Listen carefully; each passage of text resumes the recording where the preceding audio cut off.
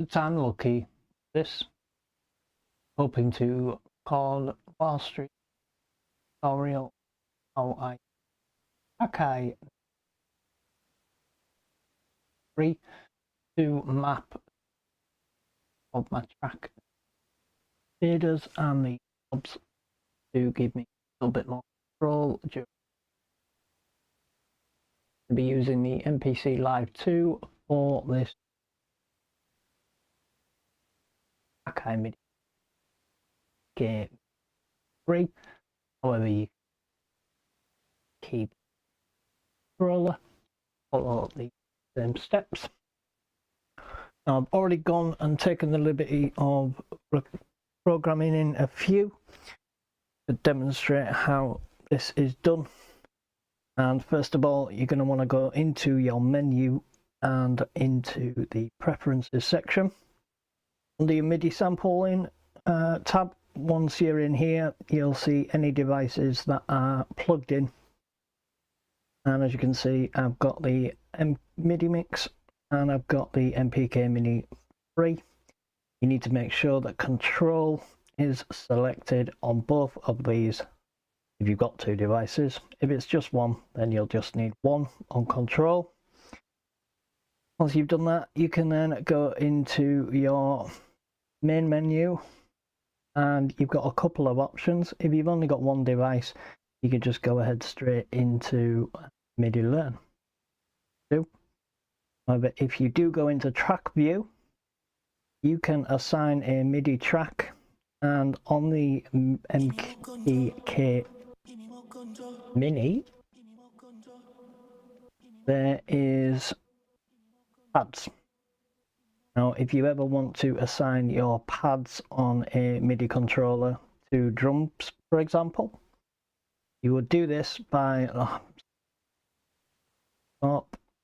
locating which channel you want the pads to use.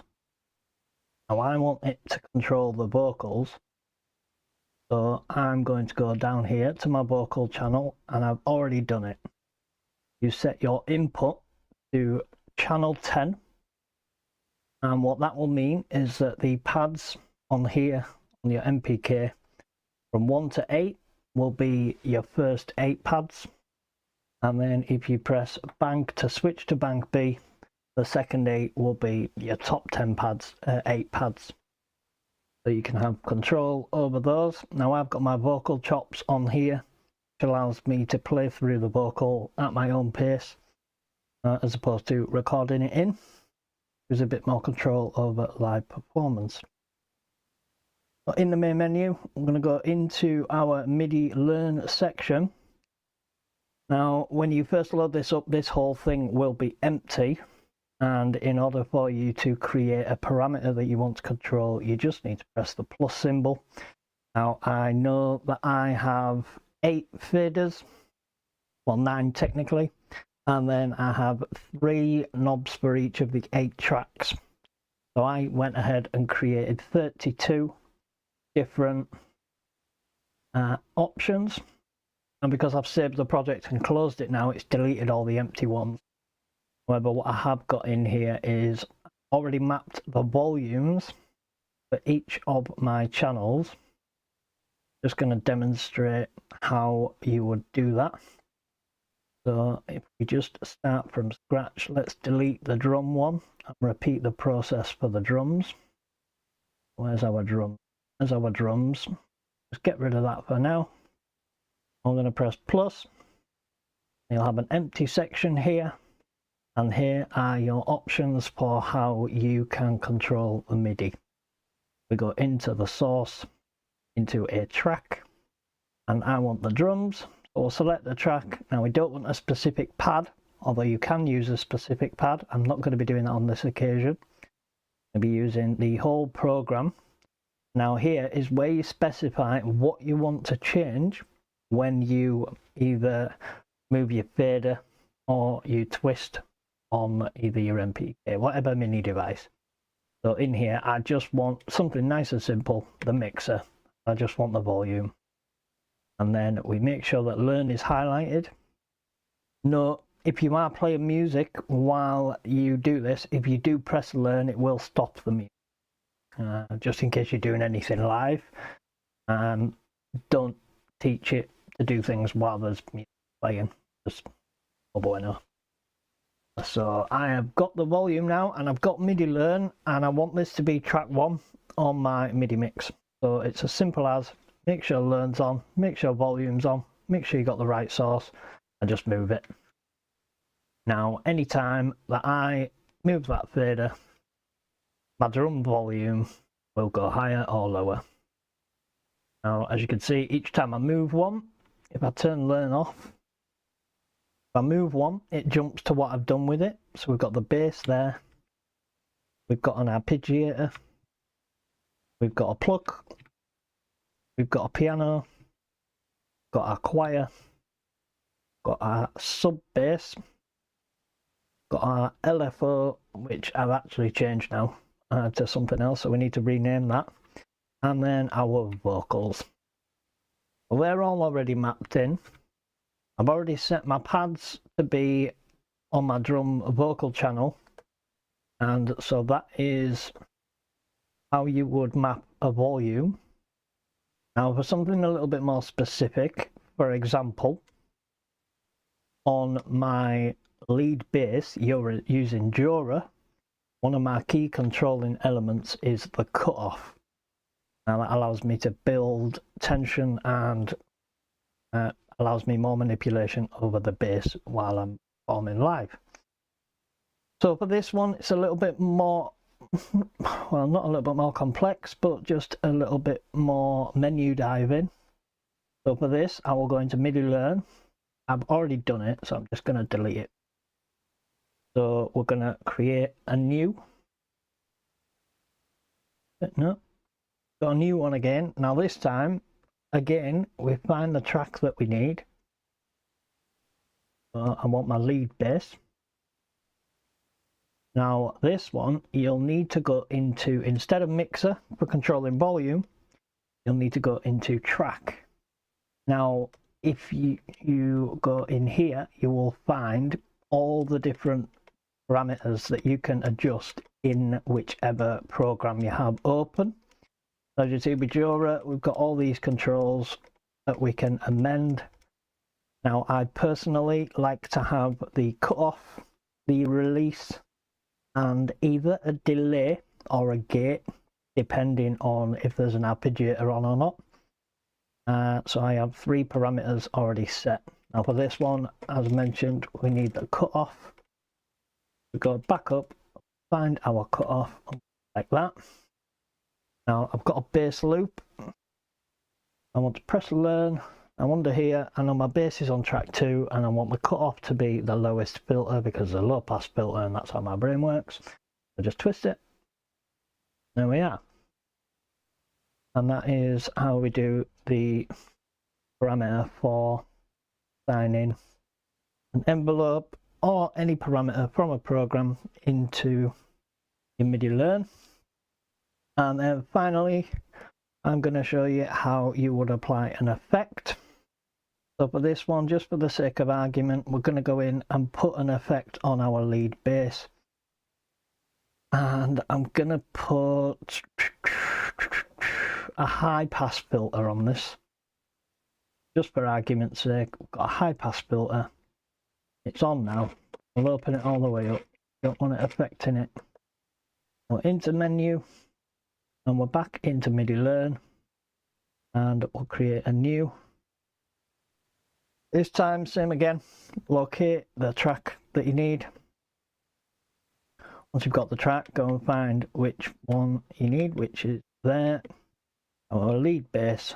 And this time, instead of going to the mixer because we wanted to adjust the volume, instead of going to the track because we wanted to adjust a parameter attached to the plugin, this time we've applied the effect in line 3 of the mixing rack. So we can go in there. Just a note, we've got Mother Ducker on number 1, and we've got a compressor on number 2. I don't need to control those in real time. However, having the control of the high pass filter during the mix is very handy. So if we pop that on, pick the frequency, we select MIDI learn, and this one's a high pass filter. We want that one up there. Gonna twist that, and there we go. So that's assigned to that. Now I did already assign the arpeggiator gate to that, and so I don't want my arpeggiator gate to impact at the same time that a high pass filter does. That just doesn't make sense. So you would go back in to there, and something that would work with a high pass filter would be a reverb. We could go into the mix and we could put either a delay or a reverb on and assign more than one parameter to the same dial. However, for convenience and simplicity, I'm not going to be doing that here. So we will delete that one. And that is a basic overview of how you can MIDI map certain parameters to certain faders. What you've also got the option of, if you want, is to use the buttons on a MidiMix, for example, as mute tracks. Now, disclaimer, I've not actually tried this in MPC 3, and I did have a few issues with this when I tried it last time. It thought that the buttons were MIDI notes instead of triggers. However, you can do that. I'm just not going to try it in this video because I want to be able to give a proper tutorial on it. So that is just a quick video on how you can MIDI map your drum pad volume, the bass cutoff, and a high pass filter using MIDI Learn and the MPC Live 2 using an Akai MidiMix, and how to assign a drum program to the pads MPK Mini Mark 3. Enjoy the content. You'll find me streaming on YouTube and also on Twitch. I have absolutely no schedule at the moment, but I do a bit of gaming as well as drone content.